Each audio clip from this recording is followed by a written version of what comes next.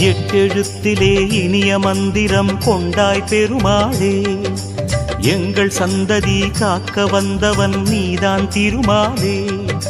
கஷ்டம் நீக்கிடும் கருணை தெய்வமே கலியுக பெருமாளே, காலம் காலமாய் காவல் தந்திடும் கோகுல திருமாலே.